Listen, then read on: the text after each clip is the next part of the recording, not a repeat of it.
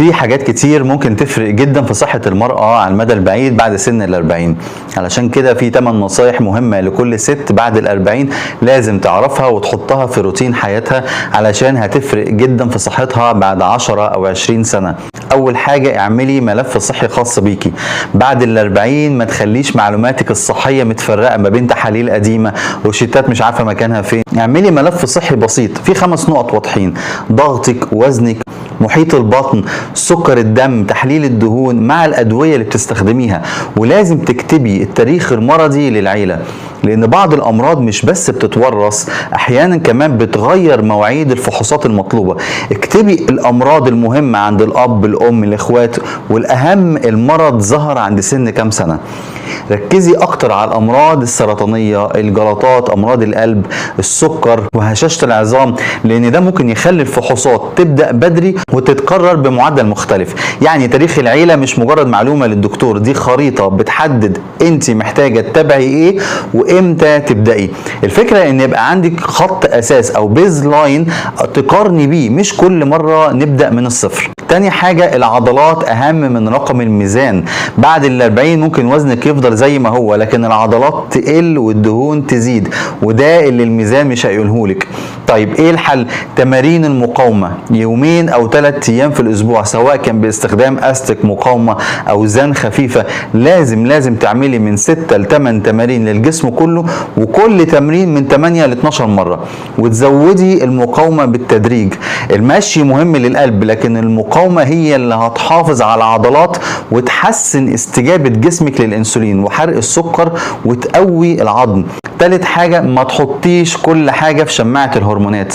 في الأربعينات ممكن الدورة تبدأ تتقدم أو تتأخر، ويظهر معاها سخونة مفاجئة، عرق زيادة بالليل، اضطرابات في النوم، أو تغيير في المزاج. دي ممكن تكون بداية مرحلة ما قبل انقطاع الدورة، وده معروف. طيب لو كان النزيف بقى غزير جدا وبيستمر لفترة أطول من المعتاد، بيظهر بين الدورات أو مصحوب بألم شديد، هنا لازم نعرف السبب، لأن السبب ممكن يكون ألياف، لحميات في الرحم، اضطرابات في الغدة الدرقية، أنيميا، تأثير دواء معين، وأحيانا تغييرات في بطانة الرحم محتاجة تقييم، وبناء عليه يبدأ يتم تقييمك هل هتحتاجي علاج هرموني تعويضي ولا لا. يعني ما نهولش كل عرض ولا نقول دي هرمونات ونسكت. رابع حاجة، حافظي على عظامك قبل ما تضعف. العظام مش محتاجة كالسيوم وبس، محتاجة سبب تخليها تفضل قوية. وكمان مرة المقاومة هي أهم سبب، لأنها بتحط حمل محسوب على العظم، فيحفز الجسم يحافظ على قوته. واهتمي بوجود البروتين على مدار اليوم، مش كله في وجبة واحدة. خلي في كل وجبة مصدر بروتين وكالسيوم كفاية في الأكل، وما تنسيش فيتامين دي، لكن طبعا يتعوض حسب الاحتياج مش بجرعات كبيرة وعشوائية. خلي بالك قوي لو نومك اتلخبط جسمك كله هيتلخبط. قلة النوم مش بس هتخليكي مصدعة او مش مركزة، لما النوم يقل باستمرار حساسية الجسم للانسولين بتقل، هرمونات الجوع والشبع بتبدأ تتلخبط، والجسم يميل لتخزين الدهون ويحتاج اكلات اعلى في السعرات.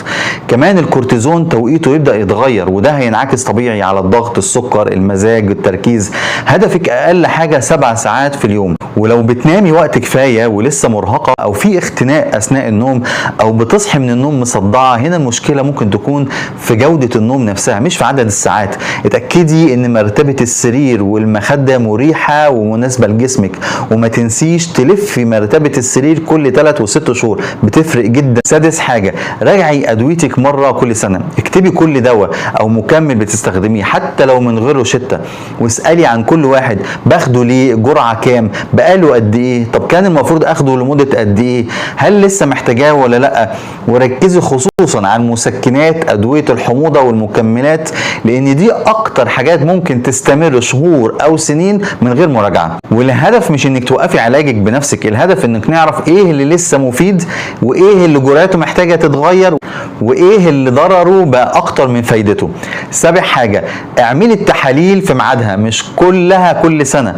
مفيش باقة تحليل ثابتة بتناسب كل ست، لكن في جدول منطقي منطقي، شوفي عوامل الخطوره والتاريخ المرضي عند العيله عندك، وبناء عليه اعرفي مواعيد التحاليل. وما تنسيش من سن 40 سنه الماموجرام لفحص الثدي كل سنتين لو ما فيش عامل خطوره، ومن سن 45 سنه فحص سرطان القولون. لازم تعملي تحليل براز مره سنويا. كمان مره فحص عنق الرحم من كل 3 ل 5 سنين، ولو في تاريخ عائلي او نتائج مش طبيعيه الفحوصات تبتدي بدري وممكن تتكرر اكتر. المطلوب مش عدد تحاليل اكتر، المطلوب التحليل الصح في الوقت الصح. تامن حاجه، اعرفي شكل العلامات اللي ما ينفعش تستنى، زي كتله جديده في الثدي، نزيف غير معتاد، فقدان وزن بدون سبب، دم في براز، او الم صدر ونهجان جديد. دول مش معناهم بالضروره ان في مشكله خطيره، لكن معناهم ان الكشف ما يتاجلش، لان بعد ال40 الذكاء مش اننا نقلق من كل حاجه، الذكاء اننا نعرف ايه اللي يتابع وايه اللي محتاج يتحرك بسرعه. وعايز اعرف منكم ايه اكتر حاجه شايفين ان الستات بعد ال40 مش بتاخد بالها منها وبتكتشف اهميتها متاخر؟ اكتبوا لي في التعليقات وممكن نعمل عنها فيديو لوحدها. ودمتم في صحه وعافيه.